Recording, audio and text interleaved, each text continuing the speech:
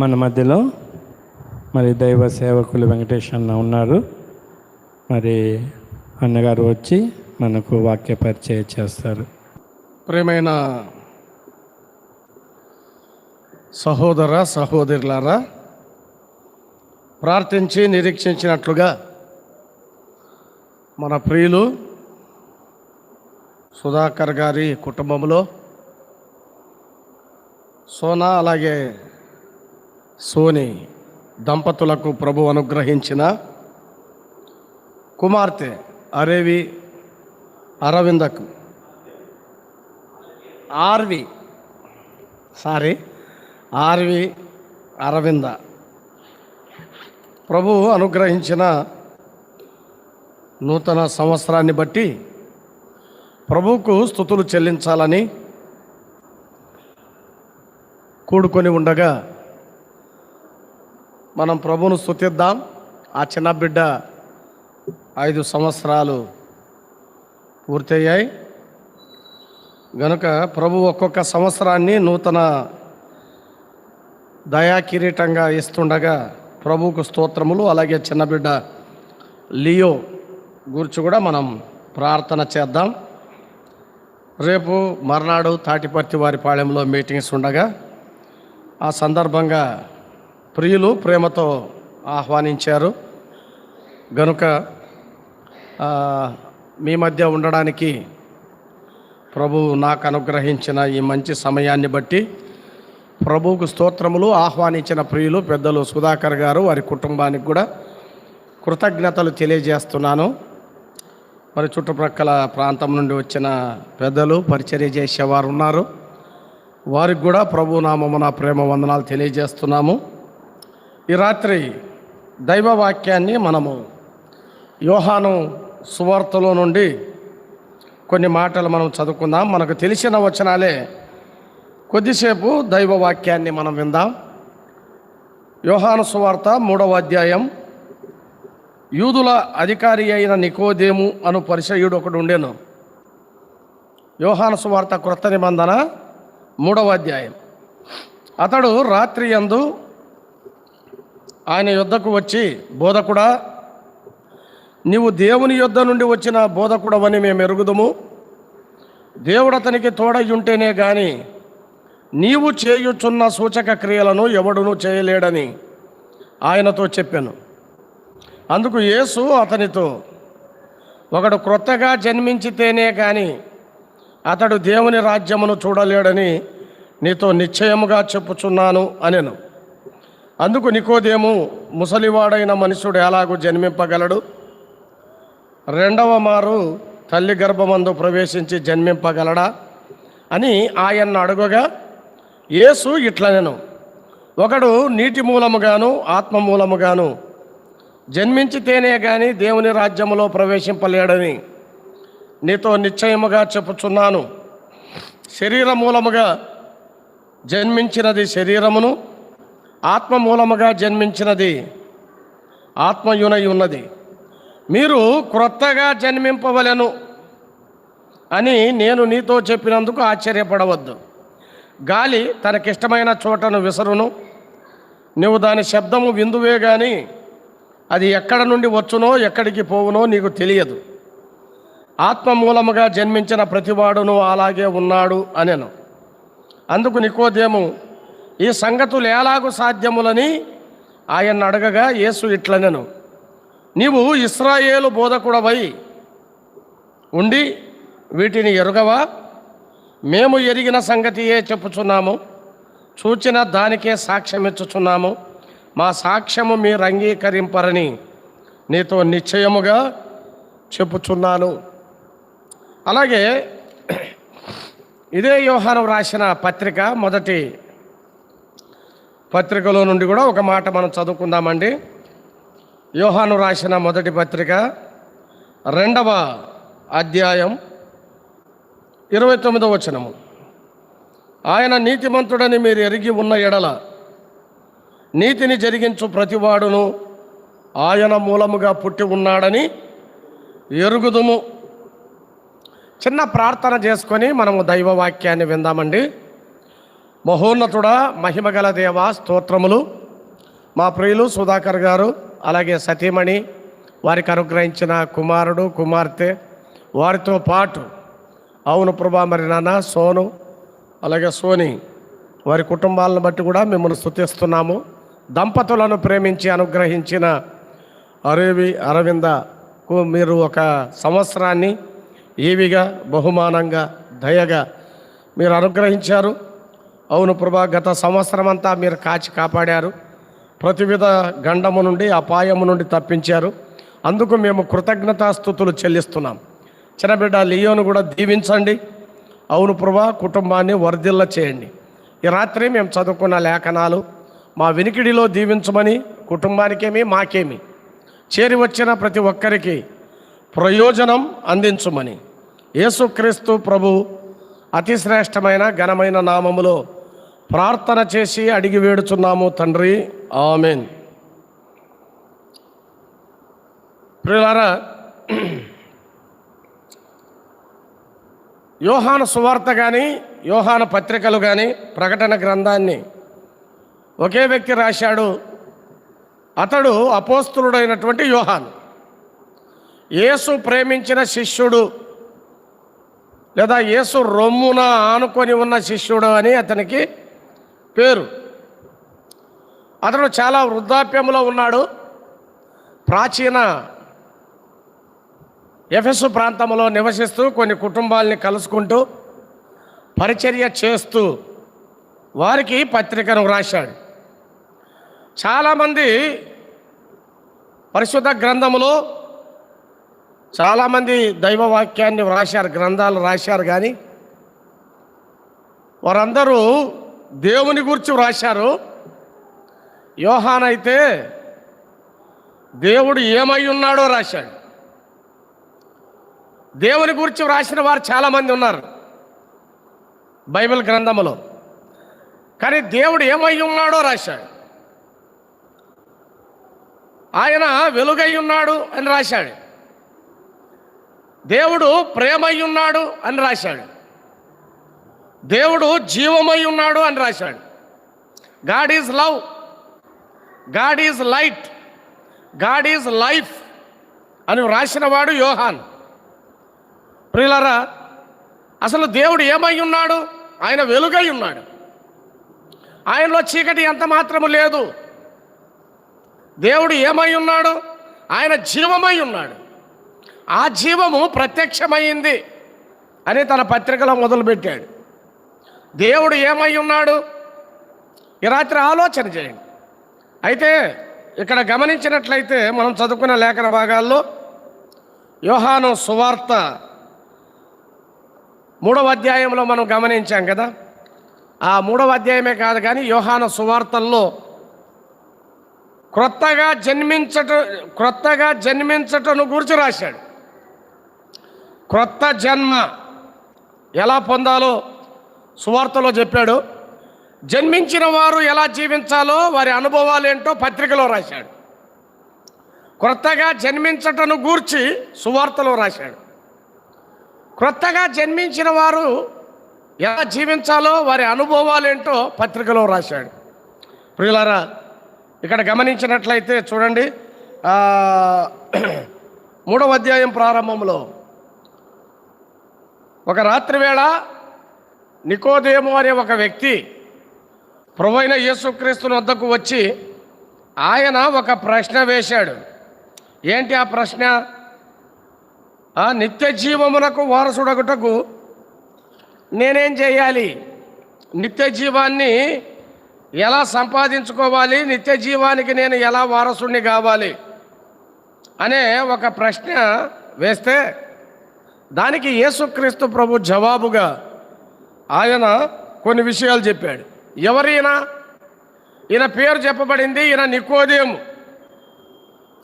ఇతడు యూదుల అధికారి, ఇతడు నిష్ఠ కలిగిన ఒక పరిసయ్యుడు, ఇశ్రాయేలు బోధకుడు, వయస్సు పైబడిన ఒక వృద్ధుడు, ఆసక్తి కలిగిన ఒక శ్రోత, ఒక రహస్య శిష్యుడు. అంతేకాదు కానీ ఇప్పుడు అతడు ఒక నూతన శిష్యువు. ఒక నూతన శిశువు యేసు ప్రభు దగ్గరికి రాత్రివేళ రహస్యంగా వచ్చి మాట్లాడుతున్నప్పుడు యేసు ప్రభు ఒక మాట చెప్పాడు. బోధకుడా, నీవు దేవుని యొద్ద నుండి వచ్చిన బోధకుడు అని మేము ఎరుగుదుము. దేవుడు అతనికి తోడై ఉంటేనే కానీ నీవు చేయుచున్న సూచక క్రియలు ఎవడు చేయడు అని ఆయనతో చెప్పినప్పుడు యేసు ప్రభు ఒక మాట చెప్పాడు. ఒకడు క్రొత్తగా జన్మించితేనే కానీ అతడు దేవుని రాజ్యమును చూడలేడు అని నేను నీతో నిశ్చయంగా చెప్తున్నాను అన్నాడు. యేసు ప్రభు అరకొర మాటలు చెప్పాడు. ఏదైనా చెప్పాడా నిశ్చయంగానే చెప్తాడు, నిజమైనవే చెప్తాడు, వాస్తవమైనవే చెప్తాడు. కల్లిబొల్లి కబుర్లు చెప్పాడు. ఒకడు క్రొత్తగా జన్మిస్తేనే కానీ అతడు దేవుని రాజ్యమును చూడలేడు అని ఖరాఖండితంగా నిశ్చయంగా అనే మాటలు ఇందులో ఇదే భాగంలో మనం చదువుకున్న భాగాల్లో చాలాసార్లు యేసు ప్రభు మాట్లాడాడు. నిశ్చయముగా చెప్పుచున్నాను అనే మాట ఈ భాగంలో మనం చూడగలం. ప్రియులారా, ఆ వృద్ధునికి అర్థం కాలేదు. నేను ముసలివాణ్ణి, మరలా నేను జన్మించడం ఎలా? తల్లి గర్భంలోనికి వెళ్ళి మరలా రావాలని అన్నాడు. యేసు ప్రభు చెప్పాడు, ఇశ్రాయేలు బోధకుడు అయిన నీవు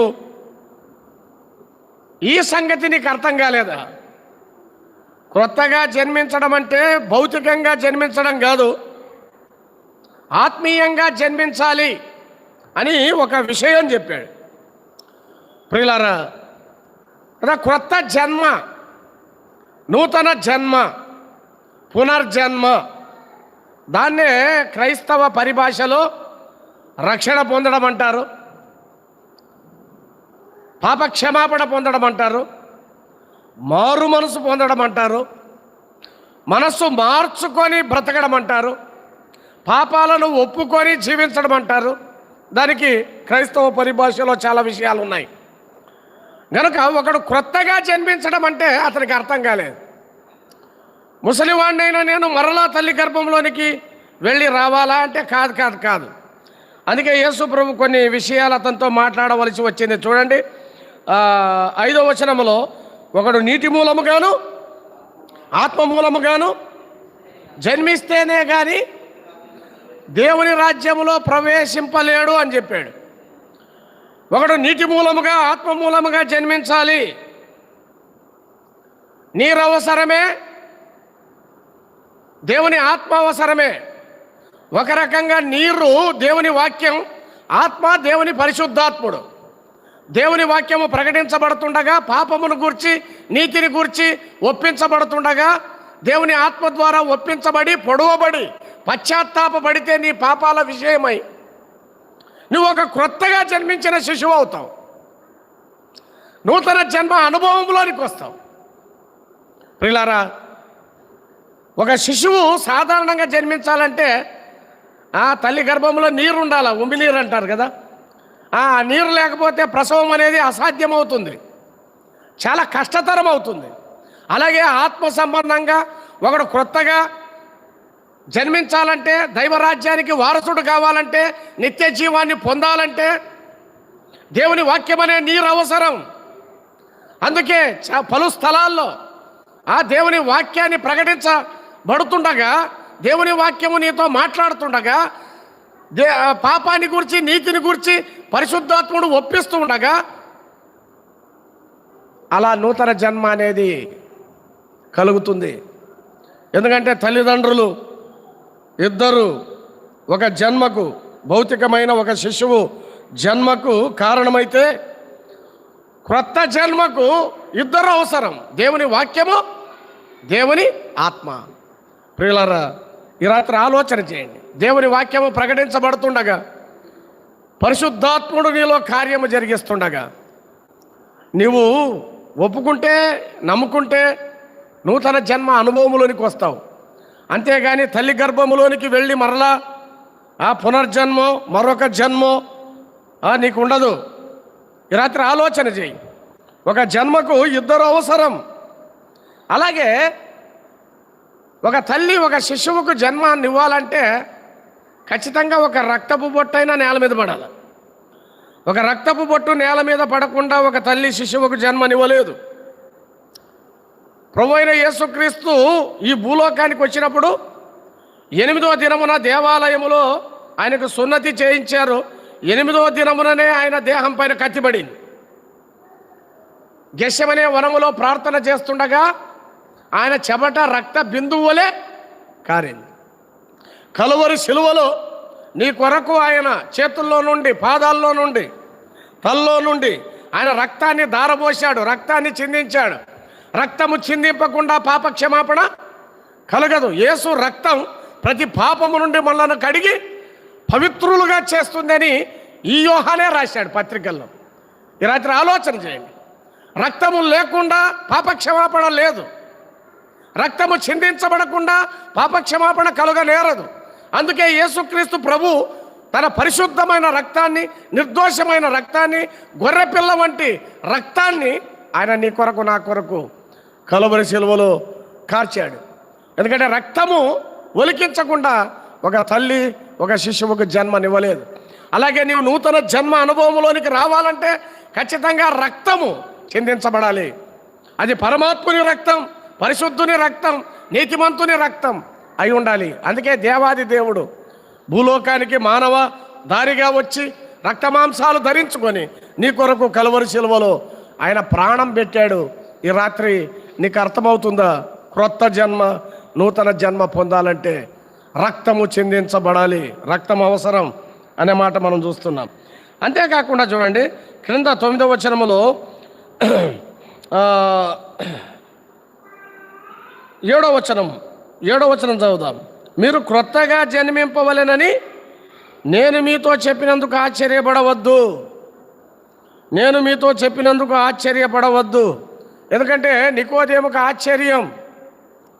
క్రొత్తగా జన్మించడము, నీటి మూలముగా ఆత్మ మూలంగా జన్మించడం అనేది నికోదేముకు చాలా ఆశ్చర్యంగా ఉంది. ఆ ఇశ్రాయేలు రబ్బీలు ఎవరు అతనికి బోధించలేదు. అతడే బోధకుడుగా ఉన్నాడు. అతనికి తెలియబడని సత్యం ఆ రోజు తెలియబడింది కనుక అతనికి ఆశ్చర్యం. అందుకే చెప్పాడు 8వ వచనములో, గాలి తనకిష్టమైన చోటు విసురును, నీవు దాని శబ్దము విందువే గాని అది ఎక్కడ నుండి వచ్చునో నీకు తెలియదు. క్రొత్త జన్మ అనుభవం అనేది బాహ్య సంబంధమైన మార్పు కాదది. గాలి తనకిష్టమైన చోటుకు వస్తుంది, మనం గాలిని చూడము కానీ స్పర్శ తెలుస్తుంది.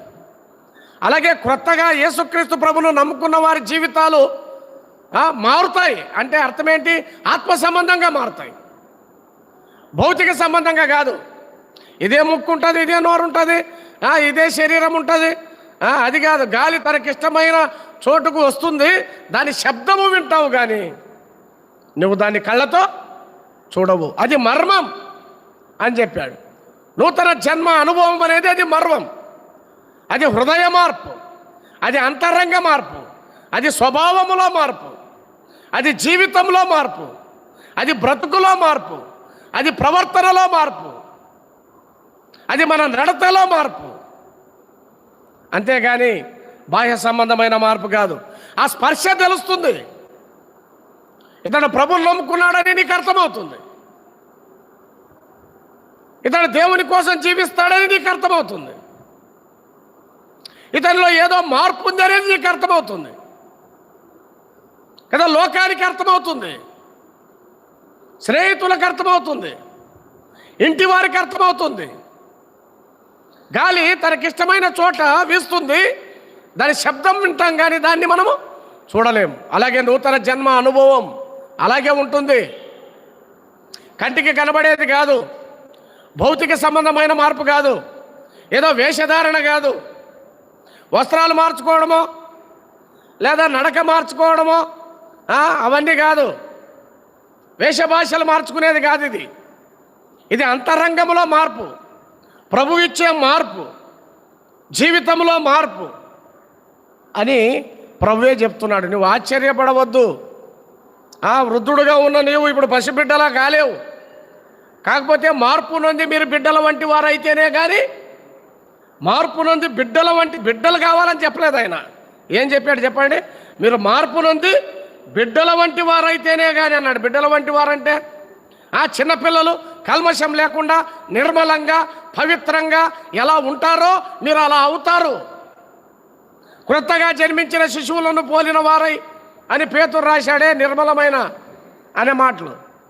కాబట్టి నూతన జన్మ అనేది అది బాహ్య సంబంధమైంది కాదు, అది అంతరంగ స్వభావములో మార్పు, జీవితంలో మార్పు, బ్రతుకులో మార్పు, మన నడతలో మార్పు, అది హృదయ మార్పు.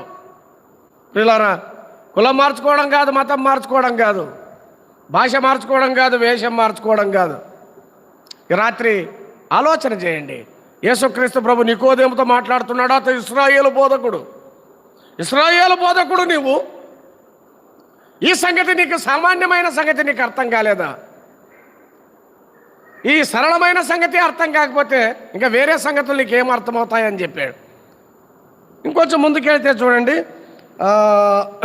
8వ వచనం. ఆ విందువే కానీ అది ఎక్కడ నుండి వచ్చునో ఎక్కడికి పోవనో నీకు తెలియదు. ఆత్మ మూలముగా జన్మించిన ప్రతివాడు అలాగే ఉన్నాడు. ఆత్మ మూలముగా జన్మించిన ప్రతివాడు అలాగే ఉన్నాడు అంటే అర్థమేంటి? ఇది ఆత్మ సంబంధమైనది, పర సంబంధమైనది. ప్రియులారా, భౌతిక సంబంధమైనది కాదు. మొదటి అధ్యాయం 12వ వచనంలోనే చెప్పాడు ఆ విషయం. యోహాను సువార్త మొదటి అధ్యాయం 12వ వచనం చూడండి, 12-13. తన్ను ఎందరు అంగీకరించిరో, ఎక్కడుందంటే అంగీకరించడంలోనే ఉంది ఇది. తన్ను ఎందరు అంగీకరించిరో వారికి అందరికీ, అనగా తన నామమునందు విశ్వాసం ఉంచిన వారికి కదా, తన నామమునందు విశ్వాసం ఉంచుట. యేసుక్రీస్తు నామం రక్షించే నామం, విడిపించే నామం, పాపములు పరిహరించే నామం. ప్రియులారా, కాబట్టి ఆయన నామమునందు విశ్వాసం ఉంచిన వారికి అని చెబుతూ తను ఎందరు అంగీకరించిరో వారికి అందరికీ అంటే అంగీకరించడం అంటే ఆయన నామమునందు విశ్వాసము ఉంచిన వారందరికీ. తర్వాత చదవండి, విశ్వాసం ఉంచిన వారికి దేవుని పిల్లలగుటకు ఆయన అధికారం అనుగ్రహించాను కదా. మాకు ఒక బిడ్డ ఉంది, ఆ బిడ్డకు 5 సంవత్సరాలు, 6వ సంవత్సరంలో దేవుడు దయ చూపాడు, కాపాడాడని మనం సంతోషిస్తున్నాం. అయితే ఈ రాత్రి సంగతి ఏంటంటే, తన్ను ఎందరు అంగీకరించిరో అనగా తన నామమునందు విశ్వాసం ఉంచిన వారికి దేవుని పిల్లలయ్యే అధికారం. ఆ అధికారం ఆయన ఇస్తున్నాడు, ఆ ఆనందం ఆయన ఇస్తున్నాడు, ఆ భాగ్యం ఇస్తున్నాడు. ఈ రాత్రి దేవుని పిల్లలయ్యే అధికారం ఎంతమందికి ఉంది? ఇదంతా అంగీకరించడంలో, ఆయన నామమందు విశ్వాసం ఉంచడంలో జరిగే కార్యమే కానీ మరొక వైపు నుంచి జరిగేది కాదు ఇది. అందుకే కింద మరొక వచనం జోడించాడు చూడండి, 13వ వచనం చదవండి. వారు దేవుని వలన పుట్టిన వారే కానీ, ఇప్పుడు ఈ బిడ్డ వాళ్ళ రక్తం పంచుకొని పుట్టింది. క్రైస్తవ్యము అనేది వారసత్వం కాదు. నేను నమ్ముకున్నాను, నా రక్షణ నాదే, తర్వాత అది నా పిల్లలకు సంక్రమించదు. అది వంశపారంపర్యం కాదు, హెరిడిటీ కాదు. ఎవరి రక్షణ వారిదే, ఎవరి విశ్వాసం వారిదే, ఎవరి భక్తి వారిదే, ఎవరి నిశ్చయత వారిదే. అందుకే చెప్పాడు కింద చూడండి ఆ మాట, చదవండి. శరీరేచ్ఛల వలన అంటే మానవుని యొక్క ఇచ్చను బట్టి రక్షణ అనేది దొరకదు, నూతన జన్మ అనేది కలగదు. అది ఇచ్చను బట్టి పుట్టేది కాదు, రక్తం వలన కలిగేది కాదు, వంశపారంపర్యం కాదు, అసలు మానవ సాధనాలతో వచ్చేది కాదది. ఆ మానవ సాధనాలు, మానవ ప్రయత్నాలతో ఒకడు క్రొత్తగా జన్మించలేడు, దైవరాజ్యాన్ని చూడలేడు, నిత్య జీవాన్ని సంపాదించుకోలేడు. ఈ రాత్రి ఇవి నిశ్చయంగా ప్రభు చెప్తున్నాడు. ఏదో వేళకోవడానికి ఆయన మాట్లాడడం లేదు. నేను నిశ్చయముగా చెప్పుచున్నాను. యేసు ప్రభు నిశ్చయంగా చెప్పే సంగతి ఇది. రక్తం వల్లైనా మానుషేచ్ఛ వల్లైనా కలుగదు. తన్ను ఎవరైతే అంగీకరిస్తారో, ఆయన నామమందు ఎవరైతే విశ్వాసం ఉంచుతారో వారికి దేవుని పిల్లలు అయ్యే అధికారం, ఆ వారసత్వం ఆయన ఇస్తున్నాడు. పిల్లరా, మనము దేవుని పిల్లలము. వారు దేవుని వలన పుట్టిన వారే కానీ మానుషేచ్ఛల వలన రక్తం వలనైనా పుట్టినవారు కారు అని చెప్పాడు. గనుక ఈ రాత్రి ఆలోచన చేద్దాం. పిల్లరా, ఒక జన్మ, నూతన జన్మ అనేది ఎలా కలుగుతుందో, కలువరి శిలువ రక్తము ద్వారా కడగబడి ఆయన నామమందు విశ్వాసం ఉంచి అంగీకరించి ఎవరైతే వారి పాపము నుండి విడుదల పొందుతారో అలాంటి వారు నూతన జన్మ అనుభవాన్ని వారు కలిగి ఉంటారు. వారు క్రొత్తగా జన్మించిన శిశువులను పోలి ఉంటారు, నూతన శిశువులను పోలి ఉంటారు అని చెప్పాడు. ఇంకా నూతన జన్మ అనుభవం లేకపోతే, కాగా ఎవడైనను క్రీస్తునందు ఉన్న ఎడల ఆ నూతన సృష్టి, పాతవి గతించినన్నాడు. పాత సృష్టి ఒకటి ఉంది. దావీదు చెప్పాడు, నేను పాపములో పుట్టిన వాడను, నా తల్లి నన్ను పాపములోనే గర్భము దాల్చిందని చెప్పాడు. అంటే తల్లి పాపం చేసిందని కాదు, మనం పాపములో పుట్టాం, పాపములో జీవిస్తున్నాం, పాపములోనే చనిపోతే పాతాళం, నరకం, రౌరవాది అగ్నిగుండం శిక్ష. ఇప్పుడు యేసుక్రీస్తునందున్న వారికి ఏ శిక్షా విధి లేదు. కాగా ఎవడైనాను క్రీస్తులోనికి వస్తే వాడు నూతన సృష్టి, పాతవి గతించెను, ఇదిగో సమస్తము క్రొత్తవి ఆయన అన్నాడు. కాబట్టి ఒక క్రొత్త జన్మ ఎలా పొందాలో యోహాను సువార్తల్లో చెప్పాడు. కాబట్టి నూతన జన్మ అనుభవం పొందిన వారు ఇక్కడ చాలామంది ఉన్నారు. ఈ రాత్రి నూతన జన్మ అనుభవం పొందిన వారు ఎలా జీవించాలో, ఎలాంటి అనుభవాలు వారిలో ఉంటాయో పత్రికలో ఒక 6 సంగతులు మనం విందాం. చూడండి, యోహాను మొదటి పత్రిక, యోహాను రాసిన మొదటి పత్రిక 2వ అధ్యాయము 29వ వచనం చదవండి. నేను వివరణ ఇవ్వను కానీ సమయం అయింది కనుక క్లుప్తంగా నేను చెప్తాను. ఆయన నీతిమంతుడని మీరు ఎరిగి ఉన్న ఎడల నీతిని జరిగించు ప్రతివాడు ఆయన మూలముగా పుట్టి ఉన్నాడని ఎరుగుదుము. ఆయన మూలముగా పుట్టుట, దేవుని మూలముగా పుట్టుట, వాక్య మూలముగా, ఆత్మ మూలముగా, ఆయన రక్తము మూలముగా, ఆయన నామము మూలముగా, విశ్వాస మూలముగా పుట్టడం కదా. పుట్టుట అనే విషయాన్ని మనం ఆలోచన చేస్తున్నాం. 6 సార్లు చెప్పాడు దేవుని మూలముగా పుట్టి ఉన్నవాడని, 6 సార్లు చెప్పాడు యోహాను. అందులో మొదటిసారి ఏంటంటే దేవుని మూలముగా పుట్టినవారు, నూతన జన్మ అనుభవం కలిగిన వారు, నూతనంగా జన్మించిన వారు ఎలా జీవించాలి చెప్పాడు కదా. ఆ మాట చదవండి, మరొకసారి చదవండి. ఆయన నీతిమంతుడు. ఎవరైనా మన ప్రభువైన యేసుక్రీస్తు. ఆయన నీతిమంతుడు, ఆయన నీతిమంతుడు.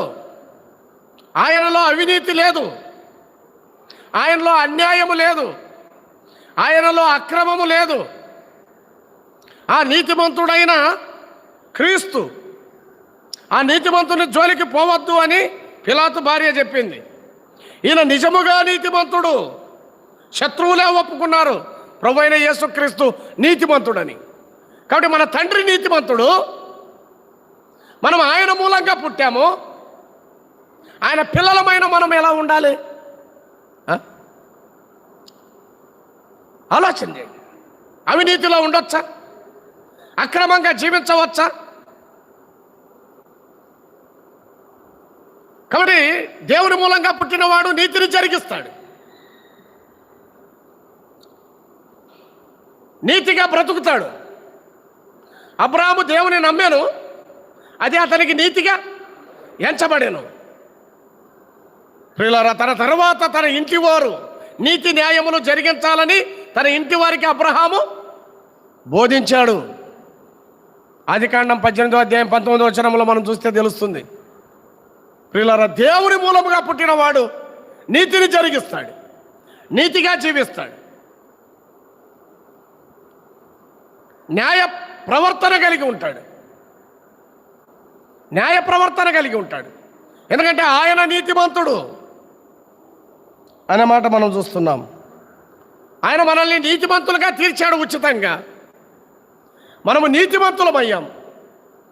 మన తండ్రి నీతిమంతుడు కాబట్టి ఆయన మూలంగా పుట్టిన నీవు నేను నీతిని జరిగించాలా లేదా అవినీతికి పాల్పడాలా? ఈ రాత్రి ఆలోచన చేయండి.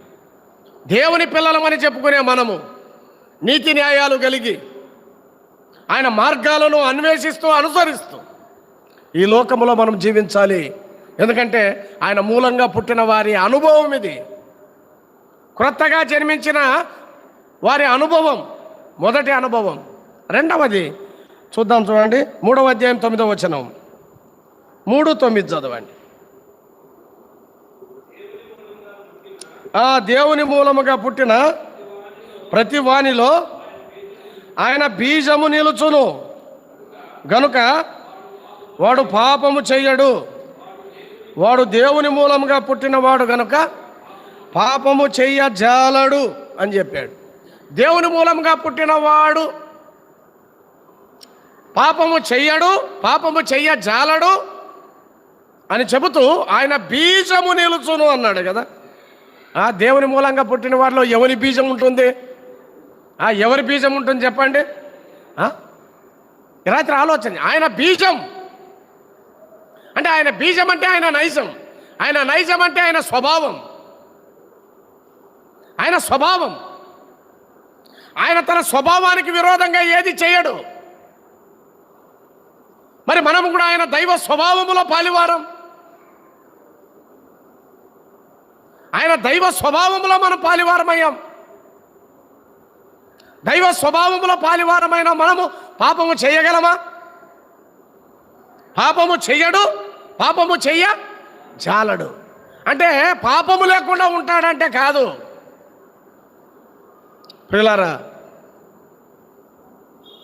అంటే విజయవంతంగా పాపము చేయడు, పొరపాట్లు చేస్తాడు. గొర్రె కావాలని బురదలో పడదు కదా, పొరపాటున పడుతుంది, పొరపాటున పడుతుంది. పంది అదే పనిగా దానికి అదే పని. దీన్ని బట్టి దేవుని పిల్లలు ఎవరో అపవాది పిల్లలు ఎవరో తేటపడనని అక్కడే చెప్పాడు. దీన్ని బట్టి అన్నాడు, మనము కయ్యను వంటి వారమై ఉండరాదు, వాడు దుష్టుని సంబంధి. ప్రియులారా, మనము దేవుని సంబంధులం, దైవ స్వభావములో మనం పాలివారం. పాపము చెయ్యడు, చెయ్యజాలడు అంటే అర్థం ఏంటంటే ఒకవేళ పాపము చేసిన పాపములో నిలబడడు, పాపములో నిలబడడు, అందులో నుండి బయటపడతాడు, పశ్చాత్తాపడి సమకూర్చబడతాడు, పునరుద్ధరించబడతాడు, తిరిగి వస్తాడు. తప్పిపోయిన కుమారుడు తిరిగి రాలేదా?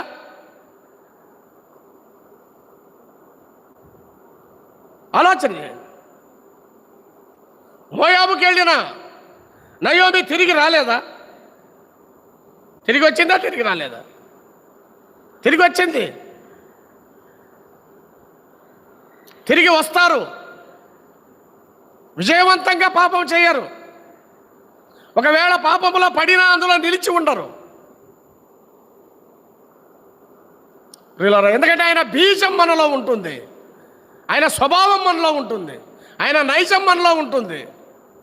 ఎందుకంటే దేవుని మూలంగా పుట్టాం కనుక, దేవుని మూలంగా పుట్టిన వారు అనే మాట మనం చూస్తున్నాం. అంటే పవిత్రంగా జీవించడానికి పూనుకుంటారు, పవిత్రంగా జీవించడానికి పూనుకుంటారు, ప్రత్యేకంగా ఉండడానికి పూనుకుంటారు. మీరు వారి మధ్య నుండి బయలు వెడలి అని కొరింథీయులకు రాసిన 2వ పత్రికలో చూస్తాం కదా. అవిశ్వాసులతో విజ్జోడుగా ఉండవద్దు, నీతికి దుర్నీతితో ఏమి సాంగత్యం, ఆ క్రీస్తునకు బెలియాలతో ఏమి సంబంధం, ఆలయానికి విగ్రహాలతో ఏమి పొందిక. మీరు వారి మధ్య నుండి బయలు వెళ్ళి ప్రత్యేకముగా ఉండండి. పిల్లరా, క్రొత్తగా జన్మించాము, మనం దేవుని పిల్లలం. ఈ లోకం మనది కాదు. తనది కాని స్థలంలో ఒక వ్యక్తి ఎలా ఉంటాడు? భూమి మీద ఉన్నాం పర్వాలేదు, నీళ్ళలోకి పోతే స్విమ్మింగ్ సూట్ వేసుకోవాలా, స్పేస్లోకి పోతే అక్కడ వేరే బట్టలు వేసుకోవాలి అక్కడ జీవించాలంటే. అలాగే మనది కాని లోకంలో మనం ఎట్లుండాలి? నీతి వస్త్రాలు ధరించి, పవిత్ర వస్త్రాలు ధరించి, రక్షణ వస్త్రాలు ధరించి, ప్రత్యేకమైన వస్త్రం. యోసేపుకు ప్రత్యేకమైన వస్త్రం ఉంది, ఉందా లేదా? సమూయేలుకు తల్లి కుట్టిన ప్రత్యేకమైన ఒక అంగీ ఉంది. మరి నీకు నాకు అంటే నిలువుటంగిలు వేసుకొని తిరగమని కాదు నా ఉద్దేశం. ప్రత్యేకమైన జీవితం, పవిత్రమైన జీవితం మనం ఈ లోకంలో జీవించాలి. ఎందుకంటే ఆయన మూలంగా పుట్టినవాడు. మనం ఆయన మూలంగా పుట్టామా? 4వ అధ్యాయం 7వ వచనం చదవండి. ప్రియులారా, మనము ఒకరినొకడు ప్రేమింతుము. ఏలైనగా ప్రేమ, ఆ ప్రేమ దేవుని మూలముగా కలుగుచున్నది. ప్రేమించు ప్రతివాడును ఆ దేవుని మూలముగా పుట్టినవాడు ఏం చేస్తాడు చెప్పండి? అక్కడే ఉంది కదా, ఆ దేవుని ఎరుగును, ఎరిగి ఊరికే ఉంటాడా? ఆ దేవుడు ప్రేమ స్వరూపి. మరి నీవు సహోదరుల పట్ల కోపంతో రగిలిపోతావా? ఆవేశంతో ఊగిపోతావా? 10 ఏళ్ళైనా 20 ఏళ్ళైనా పగను పెంచుకుంటావా? ఆ అగాపే ప్రేమ ఆయన చూపాడు. కనీసం ఫిలదెల్ఫియా సహోదర ప్రేమ నువ్వు చూపలేవా? అదే విషయం చెప్పాడు అక్కడ. కనబడని సహోదరుని ప్రేమించని వాడు కనబడే దేవుణ్ణి ప్రేమించలేడు. దేవుడు ప్రేమస్వరూపి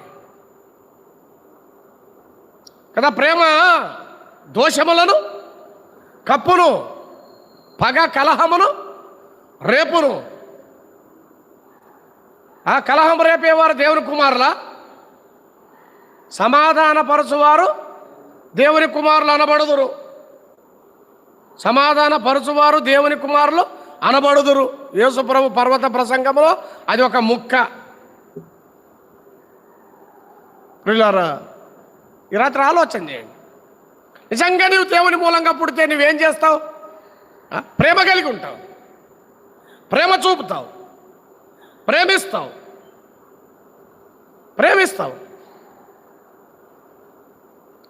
ప్రేమ దోషాలను కడగదు కానీ ఏం చేస్తుంది? కప్పుతుంది.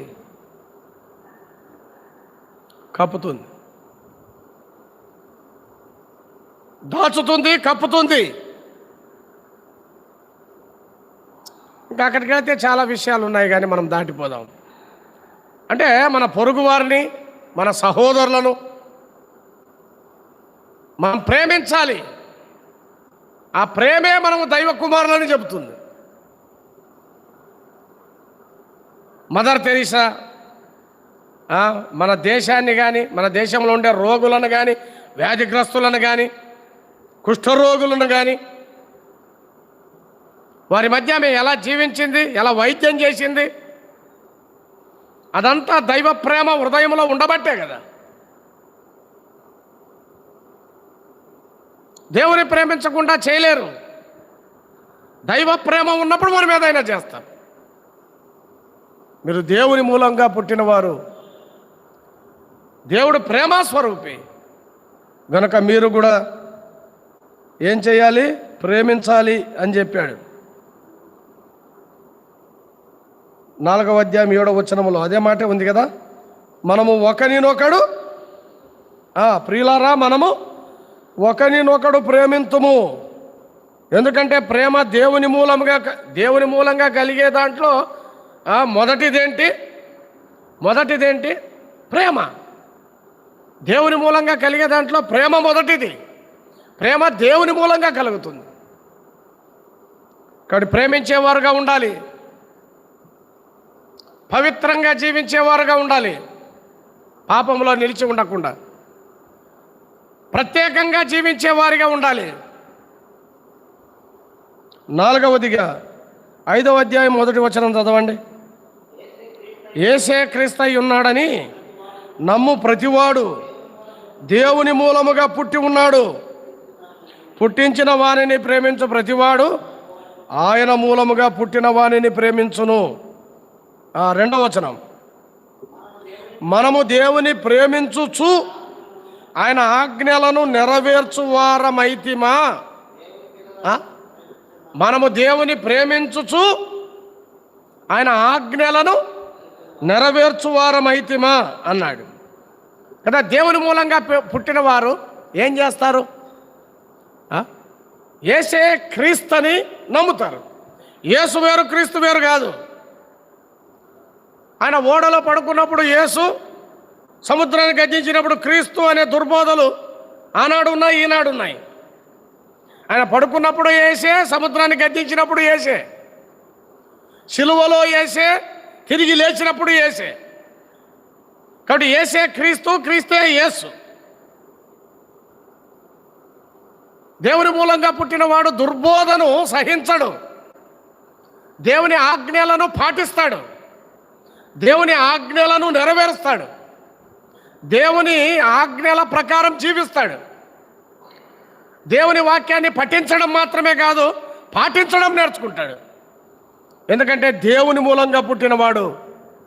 ఆయన ఆజ్ఞలు భారమైనవి కావు, నా కాడి ఎంతో సులువు అని యేసుప్రభువే చెప్పాడు. ప్రియులారా, కాబట్టి దైవ వాక్య ప్రకారం ప్రవర్తించేవాడు దేవుని మూలంగా పుట్టినవాడు. దేవుని వాక్య ప్రకారం జీవించేవాడు దేవుని మూలంగా పుట్టినవాడు. దేవుని ఆజ్ఞలను అనుసరించేవాడు దేవుని మూలంగా పుట్టినవాడు. అలాంటి వాడు దుర్బోధన ఖండిస్తాడు, దుర్బోధకు దూరంగా జీవిస్తాడు, లేఖనానుసారం కానివి, వాక్యానుసారమై కాని వాటికి దూరంగా ఉంటాడు, సత్యం కొరకు జీవిస్తాడు. యేసే క్రీస్తుని నమ్ముతాడు. యేసు వేరు, క్రీస్తు వేరు అని చెప్పే దుర్బోధలకు దూరంగా ఉంటాడు.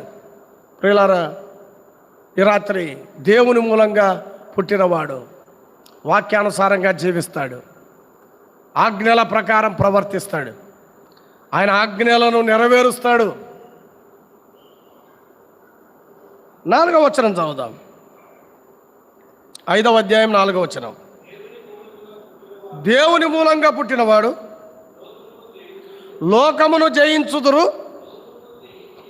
ఆ లోకమును జయించిన విజయము మన విశ్వాసమే. మన యేసు దేవుని కుమారుడని నమ్మువాడు తప్ప లోకమును జయించువాడు మరి ఎవడు? అసలు లోకమును జయించడం అంటే పెద్ద సంగతి ఏం కాదు, చాలా సింపుల్గా చెప్పాడు కదా. యేసుక్రీస్తు ప్రభు దేవుని కుమారుడని నమ్మినవాడు, అలా నమ్మితే చాలు లోకాన్ని జయించినట్టే.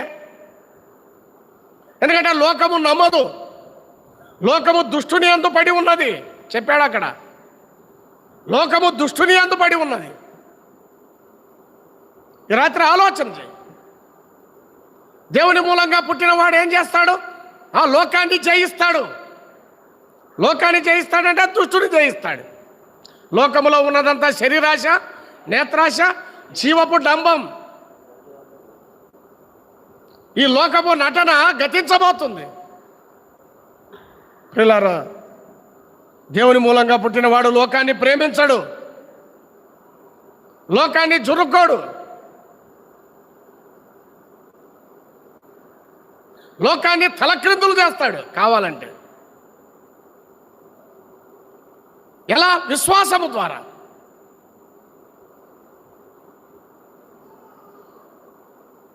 పేతురు యోహానుల ధైర్యం చూసినప్పుడు వీరు విద్య లేని పామరులు, భూలోకమును తలక్రిందులు చేయవారు ఇక్కడికి కూడా వచ్చారు అని మాట్లాడుకున్నారు. భూలోకాన్ని తలక్రిందులు చేసింది ఏంది? విశ్వాసం. దేవుని మూలంగా పుట్టినవాడు విశ్వాసంతో జీవిస్తాడు. నీతిమంతుడు విశ్వాసం మూలముగా జీవించును. కదా. లోకమును చేయించున్నది మనలో ఉన్న విశ్వాసం. ఒక వ్యాధిని జయించాలన్నా నీ విశ్వాసమే, లోకాన్ని జయించాలన్నా నీ విశ్వాసమే. నీ విశ్వాసము నిన్ను స్వస్థ పరచునని యేసు ప్రభు చెప్పాడు. ప్రియులారా, నమ్ముట నీ వలన అయితే నమ్మువానికి సమస్తము సాధ్యమని చెప్పాడు. కాబట్టి మనలో ఉన్న విశ్వాసము అది విజయవంతమైంది, అది సజీవమైంది, అది కార్యాలు చేసేది. ప్రియులారా, ఈ రాత్రి ఆలోచన చెయ్యి. లోకమును జయించిన విశ్వాసం, దేవుని మూలంగా పుట్టినవాడు జయ జీవితాన్ని కలిగి ఉంటాడు. శరీరాశలు కానీ, నేత్రాశలు కానీ, జీవపు డంబాన్ని కానీ ఓడిస్తాడు, గెలుస్తాడు. చివరిగా 5వ అధ్యాయం 18వ వచనం చదువుదాం, చూడండి. దేవుని మూలముగా పుట్టినవాడు ఎవడును పాపము చెయ్యడని ఎరుగుదుము. దేవుని మూలంగా పుట్టినవాడు తన్ను భద్రము చేసుకొనును కదా. దేవుని మూలంగా పుట్టినవాడు ఎట్లుండాలి? ఎట్లుంటాడు చెప్పండి? నాకేం కాదు. ఏం కాదా? సంసోను కూడా అట్లే అనుకున్నాడు. ఏమైంది చెప్పండి? గుండు అయింది, బోడి గుండు. మరి బలం ఎక్కడికి పోయింది? నేను విరజిమ్ముకుంటా, నాకేం కాదనుకున్నాడు. ఎవరు? సంసోను. ప్రియులారా, ఈ లోకమే దెలీలా ఒడి, అది నిన్ను లాలిస్తుంది.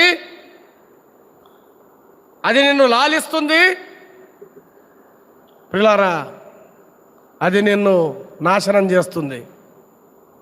ఇంకా ఎంతకాలం ఈ లోకమనే దెలీలా ఒడిలో జాగ్రత్తగా ఉండొద్దా? దేవుని మూలంగా పుట్టినవాడు తను భద్రం చేసుకుంటాడు, తన జీవితాన్ని ఛిద్రం చేసుకోడు, జాగ్రత్తగా ఉంటాడు. ఎందుకంటే లోకము చెడ్డది, చెడ్డ లోకములో మనం ఉన్నాం. ఇహలోక మాలిన్యము తనకు అంటకుండా తను తాను కాపాడుకుంటాడు. అది నిజమైన భక్తి, అది నిష్కళంకమైన భక్తి, అదే యథార్థమైన భక్తి, అదే సద్భక్తి. పిల్లరా, దేవుని మూలంగా పుట్టినవాడు వాడు క్రొత్తగా జన్మించాలి. దేవుని రాజ్యాన్ని చూడాలంటే, దైవ రాజ్యాన్ని చేరాలంటే, నిత్య జీవాన్ని పొందాలంటే, మోక్ష రాజ్యాన్ని స్వతంత్రించుకోవాలంటే, అలాగే క్రొత్తగా జన్మించిన వారి అనుభవాలు ఎలా ఉండాలో, ఎలా జీవించాలో పత్రికలో యోహాను తెలియజేశాడు. 6 విషయాలు మనం ధ్యానించాం. అతడు నీతిని జరిగిస్తాడు. రెండవదిగా అతడు పవిత్రంగా జీవిస్తాడు. మూడవదిగా చెప్పండి, దేవుని మూలంగా పుట్టినవాడు ప్రేమిస్తాడు. అగాపే ప్రేమ కాదు కానీ అగాపే ప్రేమ పొందాం మనము. కనీసం ఫిలదెల్ఫియా సహోదర ప్రేమ, కనబడే సహోదరుణ్ణి ప్రేమించడం, అది దేవుని ప్రేమించడం. దేవుడు ప్రేమస్వరూపి. మరి మనము ప్రేమించేవాడుగా ఉంటాడు, దేవుని ఆజ్ఞలు పాటించేవాడుగా, దాని ప్రకారం ప్రవర్తించేవాడుగా ఉంటాడు, దుర్బోధకు దూరంగా ఉంటాడు, జయించేవాడుగా ఉంటాడు, తను తాను పదిలపరుచుకునేవాడుగా, భద్రపరుచుకునేవాడుగా ఉంటాడు, జాగ్రత్తగా ఈ లోకములో జీవిస్తాడు. ప్రభు ఈ మాటల్ని మన కొరకై దీవించి ఆశీర్వదించును గాక. ప్రార్థన చేద్దాం. మహిమగల దేవా, ఈ రాత్రి యోహాను సువార్త, యోహాను వ్రాసిన పత్రికలో నుండి కొన్ని సత్యాలు మీరు మాకు తెలియజేసినందుకు స్తోత్రములు. చేరి వచ్చిన ప్రతి ఒక్కరిని దీవించండి. విన్నవారి హృదయాల్లో కార్యాన్ని జరిగించండి. ఇంకా క్రొత్త జన్మ అనుభవం లేని వారు, నూతన శిశువులుగా జీవించాలనే తాపత్రయం కలిగిన వారు ఎవరైనా ఉంటే వారితో మీరు మాట్లాడండి. వాక్యము ద్వారా, ఆత్మ ద్వారా కదిలించండి. రక్షణలోనికి మీరు తీసుకొని రండి. దైవరాజ్యానికి హక్కుదారులయ్యే భాగ్యం మీరు అందించండి. ఈ రాత్రి అవును ప్రభు, చిన్న బిడ్డను మీరు కాపాడి 6వ సంవత్సరంలో ప్రవేశం మీరు ఇచ్చినందుకు మరొకసారి తల్లిదండ్రులను దీవిస్తూ, అవును ప్రభు మరి నాన్న ఆ చిన్న బిడ్డను కాపాడుతూ వచ్చినందుకు మరొకసారి కృతజ్ఞతలు తెలియజేస్తూ, ఘనత మహిమ మీకే ఆరోపిస్తూ, రక్షకుడు మా మంచి బోధకుడైన యేసుక్రీస్తు ప్రభు అతి శ్రేష్టమైన ఘనమైన నామములో ప్రార్థన చేసి వేడుచున్నాము తండ్రి, ఆమెన్.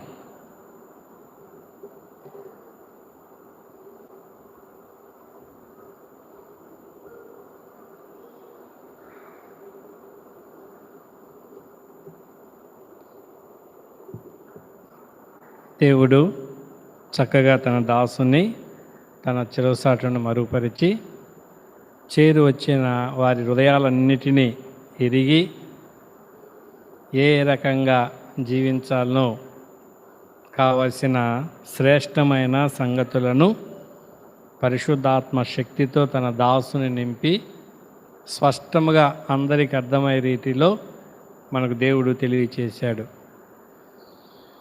కాబట్టి మరి సోని దేవుడు ప్రేమించి గర్భఫలాన్ని ఆస్వాదించి ఈ లోకములో అవమానము లేకుండా దీవెనకరముగాను ఆశీర్వాదకరముగాను వంశావళిగాను దేవుడు ఆస్వాదించాడు. మొదటిగా కుమార్తెను, రెండోదిగా కుమారుని దేవుడు అనుగ్రహించాడు. దేవుడు మనల్ని ఎంతగా ప్రేమిస్తున్నాడు అంటే శాశ్వతమైన ప్రేమతో ప్రేమిస్తున్నాడు అనేదానికి మరి దేవుడు ఆ చిన్న పాప పుట్టినరోజు కూడా నీ పట్ల నా పట్ల మన దాసుని మరి ఎక్కడో చిత్తూరు జిల్లాలో పలమనేరు మండలంలో మరి ఆయన అక్కడ దైవ సేవ చేసుకుంటూ మన మధ్యకు నడిపించి నీ హృదయములో నా హృదయములో మనందరి హృదయములో ఎలా మనము పుట్టాలి, ఎలా మనం జీవించాలి,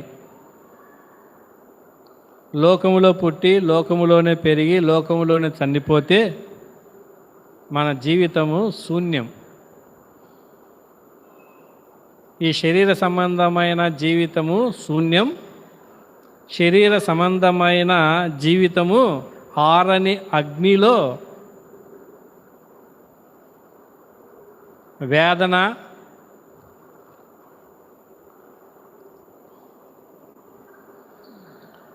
వేదనకరమైన స్థలములో అగ్నిజ్వాలల మధ్య యాతన పడుతూ జీవించవలసి వస్తుంది. శరీర సంబంధంగా పుట్టిన ప్రతివారు, అలాగనే ఆత్మ సంబంధంగా పుట్టినవారు, ఈ లోకంలో ఆత్మ సంబంధమైన పుట్టినవారు ఎలా జీవించాలి, ఆత్మ సంబంధంగా పుట్టినవారు ఎలా అంటే మనసు మార్చుకోవాలి, మానవత్వంగా జీవించాలి. దేవుడు నన్ను ఈ లోకములో పరలోక రాజ్యమునకు వారసులుగా చేశారు, నేను పరలోక వారసత్వం కలిగిన వారము అని దేవుడు నన్ను పుట్టించాడు అని విశ్వాసం ఉంచాలి. అలాగనే వారు ఎలా జీవించాలి, ప్రేమతోనూ న్యాయముగాను తన్ను తాను భద్రపరుచుకొని జీవించాలి. దేవుడు ఆ చిన్న పాప ద్వారా మనందరితో పరిశుద్ధాత్మ శక్తితో తన దాసుని ద్వారా మనకు ఒక హెచ్చరిక చేస్తున్నాడు దేవుడు.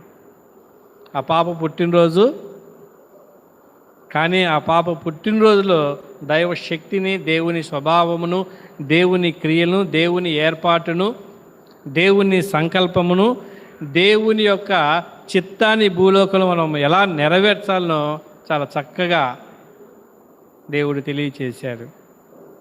కాబట్టి మరి విన్న లేఖన భాగం అంతా మన హృదయంలో ఉంచుకొని ఓడిపోకుండా, లోకములో ఓడిపోకుండా జయ జీవితం కలిగి జీవిద్దాం.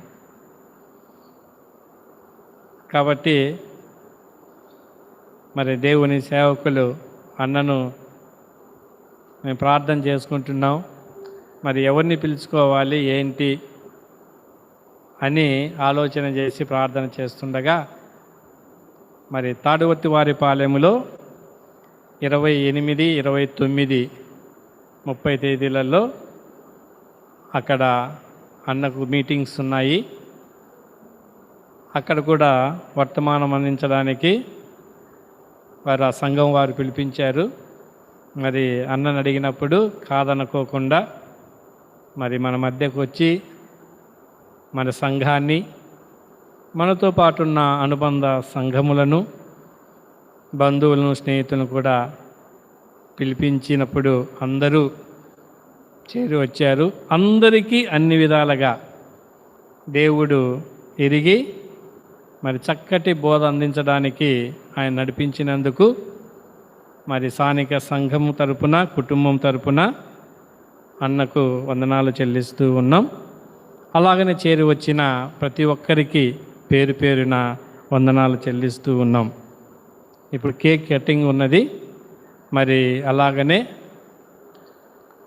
పాప తండ్రి సోనా, అలాగనే తల్లి సోని పాపను, అలాగనే వారి కుమారుని మరి వారు రావాల్సిందిగా ప్రేమతో మనవి చేస్తున్నాం.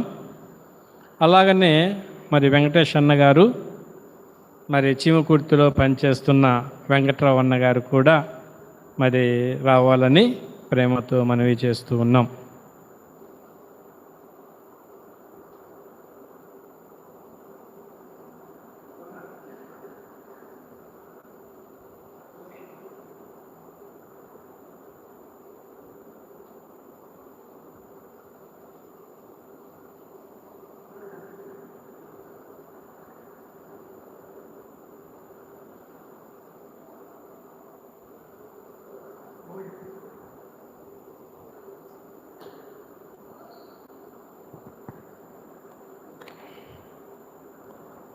మొదటిగా వెంకట్రవణ ప్రార్థన చేస్తారు. తర్వాత వెంకటేశ్వర గారు కూడా ప్రార్థన చేస్తారు. పరిశుద్ధుడా, ప్రేమామయుడా, మీకు వందనాలు, స్తోత్రాలు ప్రభువా.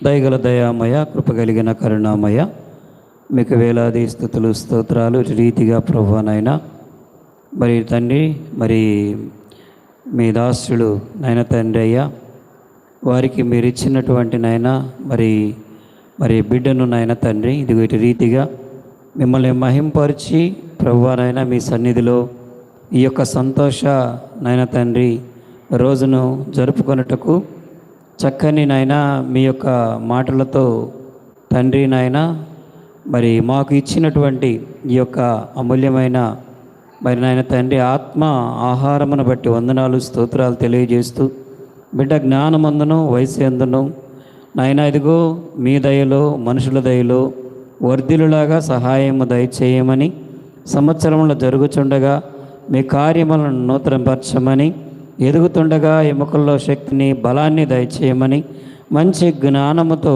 బిడ్డ వర్ధిలులాగా కృపచూపమని, వెండి బంగారముల కన్నా మంచి పేరు శ్రేష్టమని మీ వాక్యం సెలవిస్తుంది నాయన. అటు శ్రేష్టమైన స్థితిలో వర్ధిల్లి నాయన ఎదిగి మీ పాత్రగా మీరే మలుచుకొనమని యేసు ప్రభు నామములో ఈ ప్రార్థన మనవులు అడిగి వేడుకొనుచున్నాము తండ్రి, ఆమేన్. సమస్త ఆశీర్వాదాలకు, దీవెనలకు మూలమై ఉన్న మా ప్రభువా, స్తోత్రములు చెల్లిస్తున్నాము. సహోదరుడు సోనాను బట్టి, సహోదరి సోనిని బట్టి ఇరువురిని కాపాడి భద్రపరచి, అవును ప్రభా మరి నానా జతపరచి వివాహం ద్వారా మీరు ఇచ్చిన ఫలాలను బట్టి కూడా స్తోత్రములు చెల్లిస్తున్నాము. మొదటిగా మరి నాన్న పాపను మీరు అనుగ్రహించారు. కుమారుడైనా కుమార్తె అయినా మీరిచ్చు బహుమానమే. అందుకై స్తోత్రములు. గర్భఫలము మీరిచ్చు బహుమానం. కుమారులు యెహోవా అనుగ్రహించు స్వాస్థ్యము అని పలకబడినట్టుగా దేవ కుటుంబాన్ని మీరు దీవించారు.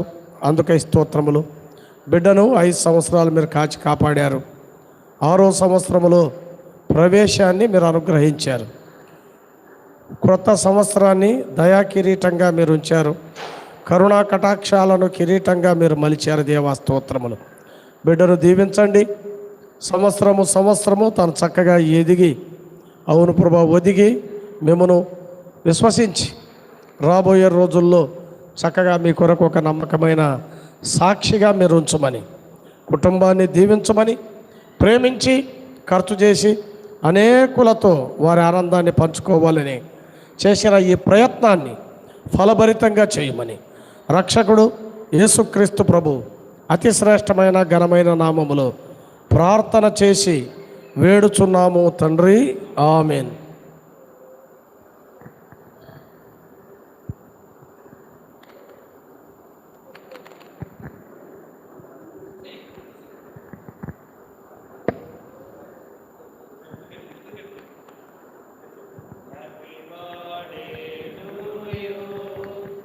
అందరూ కలిసి పాడండి.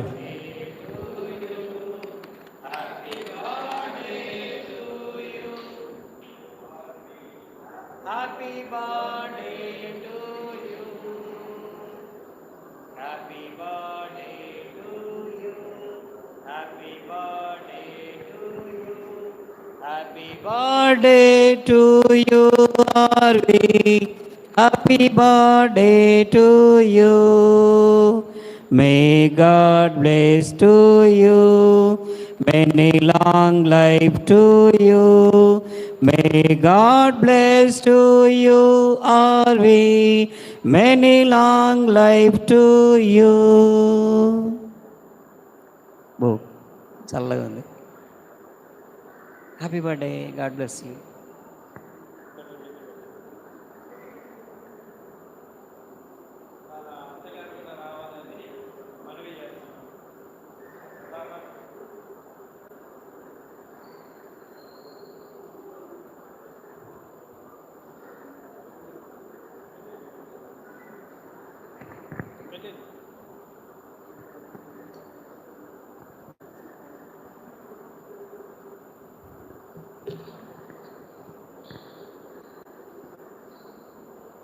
కింద కింద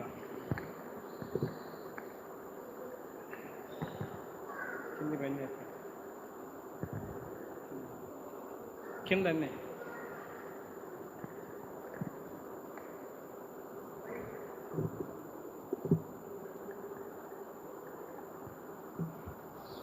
మరి దేవుడు చక్కగా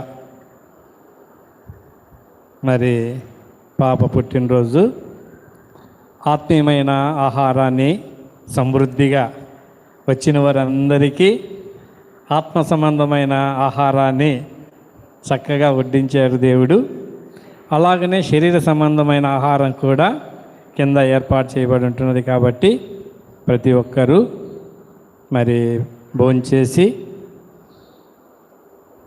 మీ యొక్క ప్రార్థనలో, వ్యక్తిగతమైన ప్రార్థనలోను, కుటుంబ ప్రార్థనలోను, సంఘ ప్రార్థనలోను జ్ఞాపకం చేసుకొని ఆ కుటుంబం వారు నిత్యము దేవుని సన్నిధానంలో జీవించినట్లుగా, దేవుని కొరకు జీవించే విధంగా, దేవుని మహిమ కొరకు జీవించే విధంగా మన ప్రార్థనలో జ్ఞాపకం చేసుకోవాలని ప్రేమతో మనవి చేస్తున్నాను.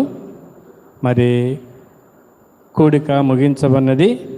మరి చేరు వచ్చిన ప్రతి వారికి మన ప్రభువైన యేసుక్రీస్తు నామములో వందనాలు చెల్లిస్తున్నాం. మరి కూడిక ముగించబడినది. మనం కిందికి వెళ్ళి అందరూ భోంచేసేదిగా వెళ్ళవలసిందిగా ప్రేమతో మనవి చేస్తూ ఉన్నాం. సెలవు తీసుకుందాం.